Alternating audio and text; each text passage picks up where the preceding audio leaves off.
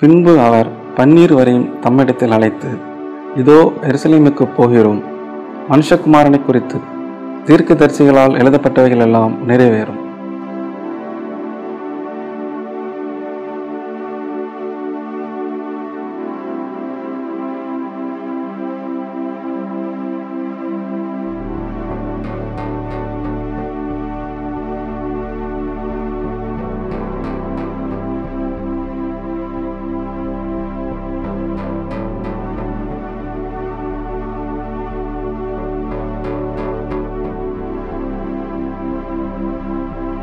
இயேசு கிறிஸ்துவின் நாமத்திலே ஏடிகே நேயர்கள் யாவருக்கும் என்னுடைய வாழ்த்து தெரிவித்துக் கொள்கிறேன். இந்த 7 நாட்களிலே கூட நாம் வெவ்வேறு சிந்தைகளை சிந்தித்து கொண்டு வருகிறோம். இந்த நாளிலே எனக்கு கொடுக்கப்பட்டதான தலைப்பு 139ஆம் சங்கீதத்திலே 8வது வசனம். அதுக்கு நான் கொடுத்த தலைப்பானது சகலத்தையும் காண்கிற கர்த்தரின் கண்கள். அந்த வசனம் சொல்கிறது, நான் வானத்திற்கு ஏறினாலும் நீர் அங்கே இருக்கிறீர், நான் பாதாளத்தில் படுக்கை போட்டாலும் நீர் அங்கேயும் இருக்கிறீர்.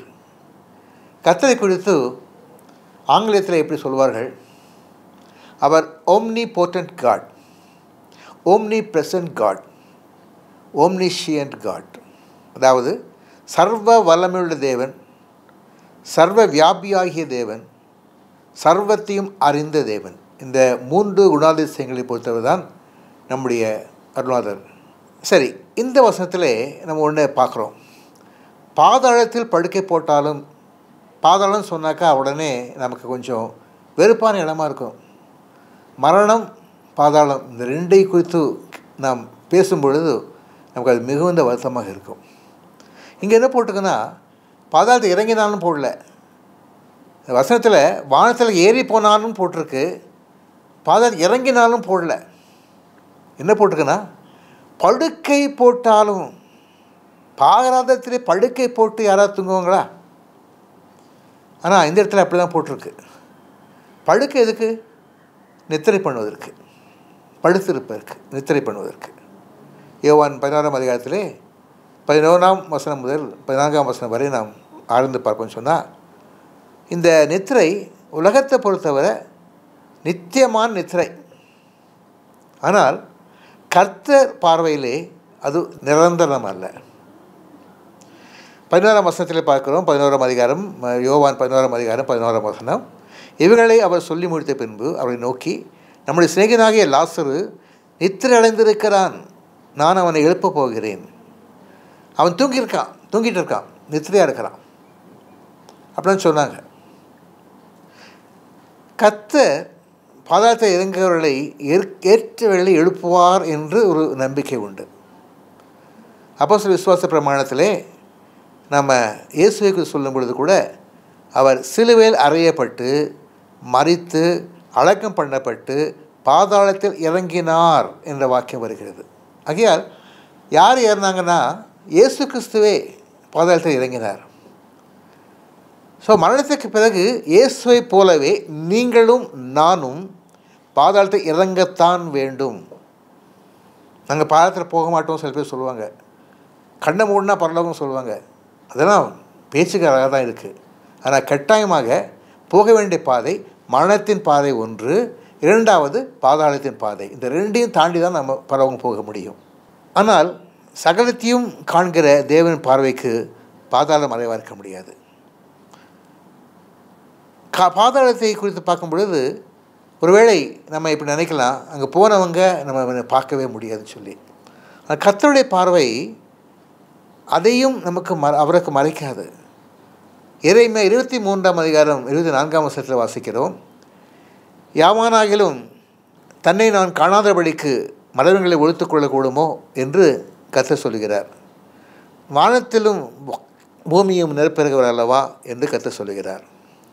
இப்போது இதை நம்ம இன்னும் ஆழமாக ஆனது பார்த்தோம்னாக்கா, ஆமோஸ் 9ஆம் அதிகாரம் 2ஆம் வசனம் சொல்கிறது, பாதாள பரியந்தம் தோண்டி பதுங்கி கொண்டாலும் என் கை அவ்விடத்தில் அவர்களை பிடித்து கொண்டு வரும்.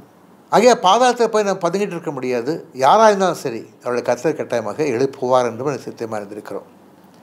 எதற்காக அவர் பாதாளத்தில் இறங்கினவர்களை திரும்ப கொண்டு வர வேண்டும்? இந்த உலகத்திலே நாம் எண்ணற்ற காரியங்கள் சிந்தித்திருக்கிறோம், செய்திருக்கிறோம், சிந்தனைப்படியாக செயலாற்றிருக்கிறோம். சகலத்தையும் நம்ம மறந்துடலாம், அதை கர்த்தர் மறக்க மாட்டார். ஏன்னா அவர் ஓம்னிஷியன்ட் காட், சகலத்தையும் அறிந்த தேவன்.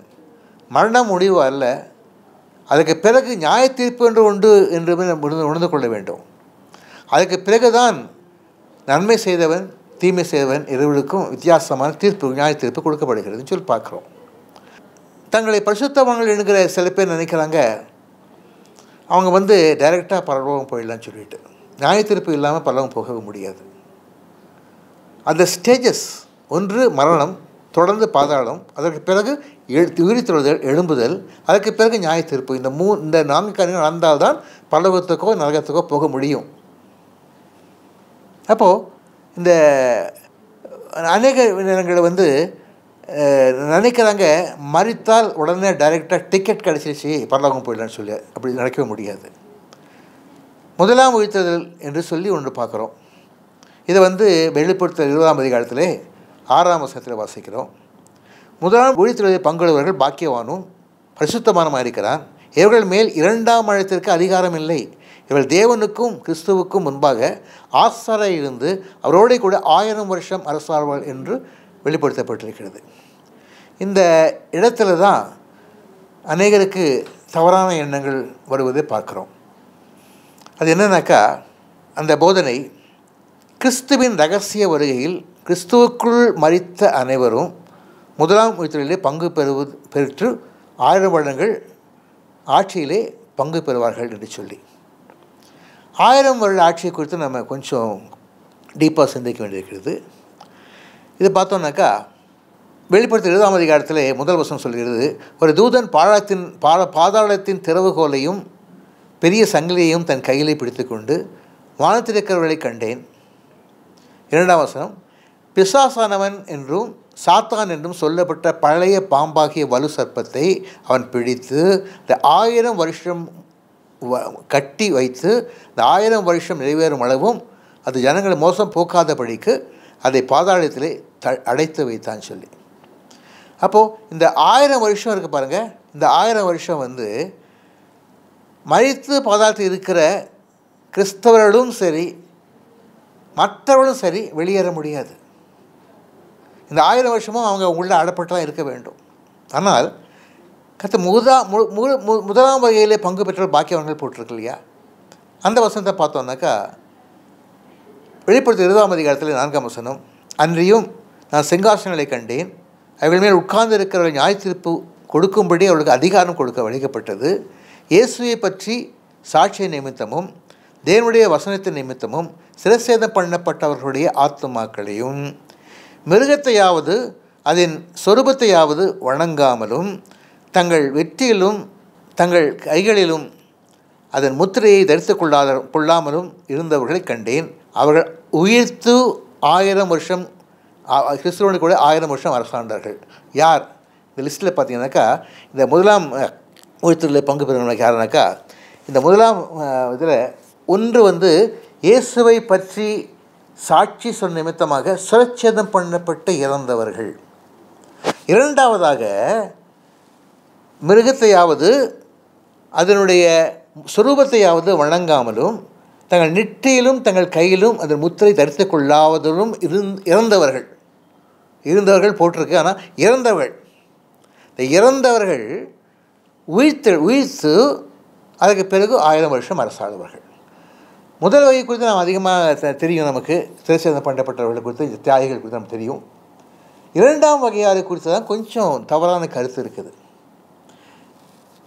யாத்திராகமம் 13ஆம் அதிகாரத்தில் 9ஆம் வசனம் பார்த்தோம்னாக்கா, அதில் கர்த்தரின் நியாயப்பிரமாணம் என் வாயில் இருக்கும்படிக்கு இது உன் கையிலே ஒரு அடையாளமாகவும் உன் கண்களின் நடுவே நிலைப்போட்டலாகவும் இருக்க கடவுது, பலத்த கையினால் கர்த்தர் உன்னை எகிப்திலிருந்து புறப்படுத்தினார் சொல்லி போட்டிருக்கு.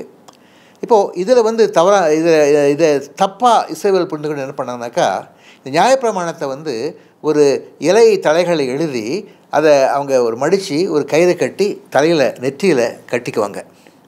அதே விதமாக இந்த நியாயப்பிரமாணத்தை ஒரு தாயத்து மாதிரி கட்டி அதை கையிலே கட்டிக்குவாங்க. அவங்க அப்படி நினச்சிட்டாங்க. இதுதான் கர்த்தர் கொடுத்த நெற்றி முத்திரை, கையின் முத்திரை. ஆனால் உன்னியமான காரியம் சொன்னால் பார்த்தோம்னாக்கா, நெற்றி இல்லை அதாவது இருக்குதுன்னாக்கா, நெற்றியில் தான் சிந்தைகள் வருது, சிந்தனை வருது. அப்போது இந்த நியாயப்பிரமாணத்தின்படியாக சிந்திக்கிற மக்கள் எல்லோருமே நெற்றியில் கட்டினாலும் கட்டினவங்க தான்.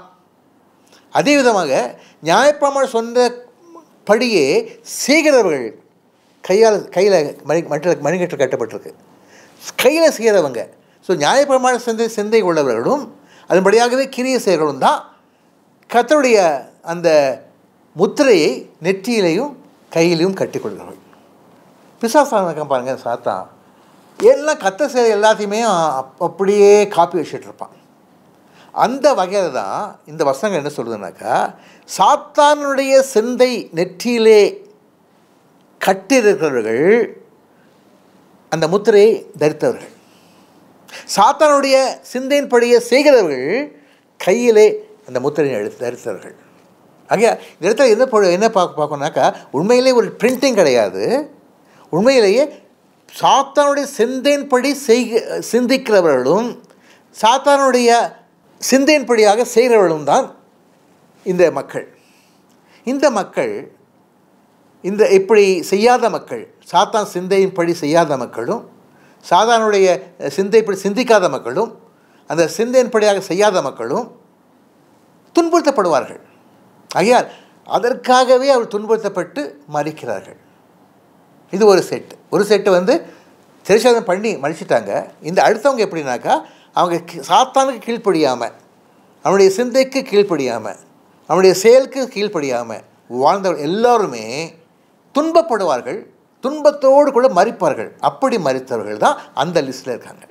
ஸோ இந்த ரெண்டு லிஸ்ட்டு தான் முதலாவது உயிர்த்தலாகிய அந்த நேரத்திலே எழுப்பப்பட்டு இயேசுவோடு கூட அரசாளர்கள் தவிர சும்மா மறித்து போகிறவங்க எல்லாரும், ரட்சிக்கப்பட்ட எல்லாரும் கூட இயேசுவோடு 1000 வருஷம் அரசியல் இருப்பாங்க சொல்லி நினைக்கிறது தப்பான காரியம், தவறான கருத்து. மற்ற அந்த அதிகாரத்தில் வந்து 20ஆம் அதிகாரத்தில் 5ஆம் வசனம் பார்க்குறோம். மரணமடைந்த மற்றவர்கள் அந்த 1000 வருஷம் முடியுமளவும் உயிரிழவில்லை என்று தெளிவாக போட்டிருக்கிறது. மற்றவர்களான யார்? ரட்சிக்கப்பட்டவர்களா, படாதவர்களா? இல்லை, ரட்சிக்கப்பட்டவர்களும் சரி, இயேசு கிறிஸ்துவுக்காக சாட்சியாக தலை சீவப்பட்டார்களும் சரி, இயேசு கிறிஸ்துவின் மேல் நம்பிக்கை வைக்க நிமித்தமாக பிசாசின் சிந்தைப்படியும் பிசாசினுடைய செயல்படியும் செய்யாத மக்கள், அது நிமித்தமாக பாடுபட்ட மக்கள், அது நிமித்தமாக துன்புறுத்தப்பட்ட மக்கள், அந்த துன்பத்தோடு மரித்த மக்கள், அவர்கள்தான் முதலாம் உயிர்த்தெழுதலில் எழுந்திருப்பார்கள். மற்றவர்கள் அப்படி செய்யாதவர்கள், அதாவது அந்த சாத்தானுடைய சிந்தை இல்லாதபடி நடக்காத மக்களும் அந்த அவனுடைய செயல்பாடு இருக்குல்ல, அந்த செயல்பாட்டுப்படி செஞ்சிட்டே இருக்காங்க. ஆனால் அவங்க கிறிஸ்தவர்கள் தான், ரட்சிக்கப்பட்டவர்கள் தான். அவங்களுக்கெல்லாம் இந்த முதலாம் உயிர்த்தெழுதல் ரட்சிப்பு கிடையாது, உயிர்த்தெழுதல் கிடையாது. 2ஆம் உயிர்த்தெழுதல் காத்திருக்கத்தான் வேண்டும். இப்போது இந்த 2ஆம் உயிர்த்தெழுதல் அரசாட்சிக்கு நடக்கும் சில காரியத்தை நம்ம பார்ப்போம். அப்பொழுது வெளிப்படுத்த 20ஆம் அதிகாரம் 13ஆம் வசனம் பார்க்குறோம். சமுத்திரமும் தன்னுடைய மருத்துவரையும் ஒப்புவித்தது, மரணமும் பாதாளமும் தங்களுடைய மருத்துவரை ஒப்புவித்தன, யாவரும் தங்கள் தங்கள் கிரைகள் படியே நியாய தீர்ப்படைந்தார்கள் என்று வெளிப்படுத்தல் 20ஆம் அதிகாரம் 13ஆம் வசனத்தை பார்க்குறோம். சில நாடுகளில் இடம் இல்லாததுனால அவங்க என்ன பண்ணுவாங்கனாக்கா, மரித்தவர்களை கடலில் தூக்கி போட்டுருவாங்க. எல்லா ஜமங்களும் நடக்கும், ஆனால் அவங்களை கொண்டு போய் பூமியில் புதைக்க மாட்டாங்க, கடலில் தூக்கி போடுவாங்க. அப்படி கடலில் தூக்கி போட்ட மக்களும் மரணமும் அந்த அந்த மக்கள் வந்து மரணமும் பாதாளமும் ஜஸ்ட்டு மரித்தார்கள், பாதாளம் போகலை. ஆனால் அவங்களும் கொண்டு வரப்படுவாங்க.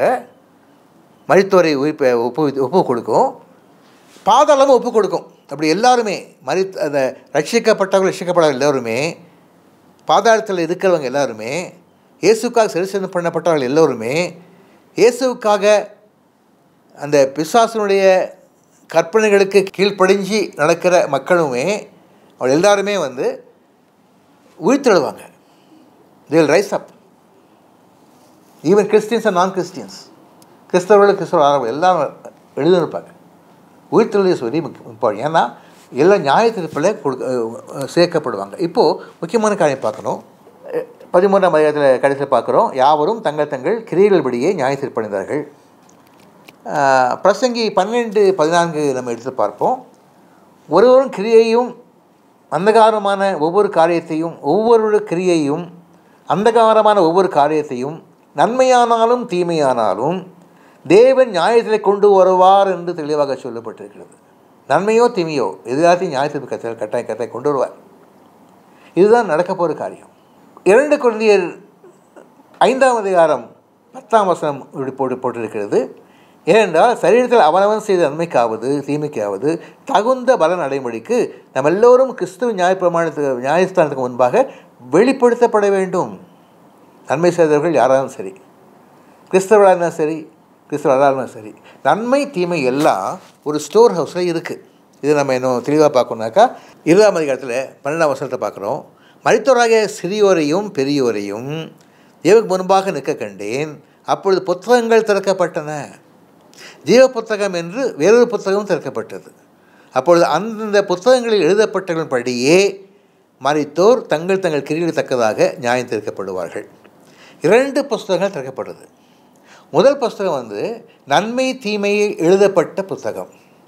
நம்ம இந்த உலகத்தில் செய்கிற நன்மைகள் எல்லாத்தையும் பரலோக தூதர்கள் அந்த புஸ்தகத்தில் எழுதிட்டே இருப்பாங்க, லிஸ்ட்டு போட்டே இருப்பாங்க. நம்ம செய்கிற தீமையான காரியங்கள் எல்லாத்தையும் பிசாசு பார்த்துட்டு அவன் லிஸ்ட்டு போட்டே இருப்பான்.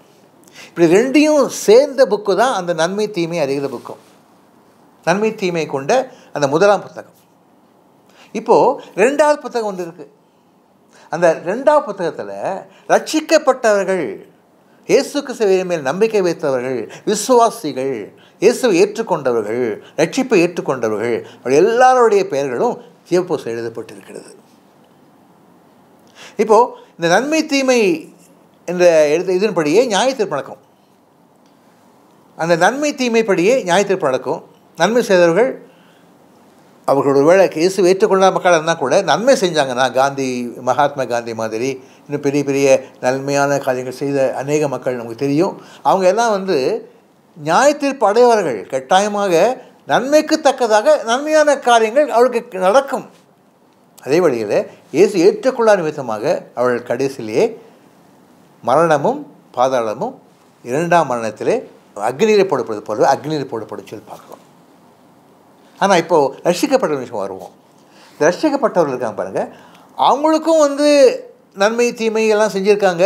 அந்த தீமையெல்லாம் அந்த புக்கில் இருக்குது. ஆனால் நடந்த காரியம் என்னன்னாக்கா, ரட்சிக்கப்பட்டவர்கள் ஜீவபுஸ்தகத்தில் அவர்கள் பெயர்கள் எழுதப்பட்ட உடனே இயேசுவின் ரத்தம் அந்த தீமைகளெல்லாம் கழுவி போட்டுருது. ஹல்லேலூயா. இயேசுவின் ரத்தம் தீமை கழுவி போடுறாங்க. அந்த ரட்சிக்கப்பட்டவருடைய அந்த நன்மை தீமை புஸ்தகத்தில் அவருடைய நன்மைகள் மாத்திரம்தான் இருக்கும், தீமைகள் இருக்க முடியாது. ஏன்னா தீமைகள் எல்லாம் கர்த்தர் இயேசு கிறிஸ்து ஜீவபுஸ்தகத்துடைய பேர் எழுதின உடனே அந்த பேர் யாருக்கெல்லாம் எழுதப்பட்டோ அவங்களுடைய பாவம்லாம் அதை கழுவிட்டு போட்டுறார். ஐயால் அது அந்த இடத்துல எதுவும் இல்லை. இயேசுவின் சுவிசேஷத்தை விசுவாசிக்காதவர்கள், இயேசுவின் நாமத்தை அசட்டை பண்ணி மக்கள் எல்லாருமே 2ஆம் மரணத்தை சந்திப்பார்கள். அப்பொழுது மரணமும் பாதாளமும் அக்னிகளிலே தள்ளப்பட்டன. இது 2ஆம் மரணம் என்று சொல்லி வெளிப்படுத்தல் 20ஆம் அதிகாரம் 14ஆம் வசனத்தில் வாசிக்கிறோம். 15ஆம் வசனத்திலே ஜீவ புஸ்தகத்திலே பெயர் எழுதப்பட்டவர்களாகி காணப்பட எவனோ அவன் அக்னிகளிலே தள்ளப்பட்டான்.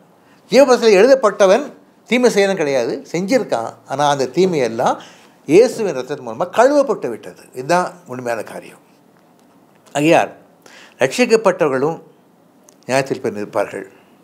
நன்மை தீமை பட்டியல் அடங்கிய முதலாம் புத்தகம் திறக்கப்படும் பொழுது அதே வேளை ஜீவ புஸ்தகம் என்ற இன்னொரு புத்தகம் திறக்கப்பட்டிருக்கிறது. ஆகையால் அவர்கள் செஞ்ச நன்மை நிமித்தமாக அவளுக்கு நன்மை கிடைக்கும். என்ன நன்மை? யோவான் 14:12 பார்க்குறோம். என் வீட்டிலே அநேக வாசகங்கள் உண்டு, அப்படி இருந்தால் தான் நான் உங்களுக்கு சொல்லியிருப்பேன். ஒரு ஸ்தலத்தில் ஆயத்தப்படுத்தப்படுகிறேன். நம்ம எல்லாம் நினைக்கிறாங்க, உடனே சொல்லுவாங்க, எல்லோரும் பரலோகம் போகிறாங்க, உடனே பெரிய வீடு வந்துடும், நல்ல கிரீடம் கிடைச்சதும் எல்லாம் அதெல்லாம் சொல்கிறாங்க. பட் அதெல்லாம் இமேஜினேஷனால தான் இருக்குது.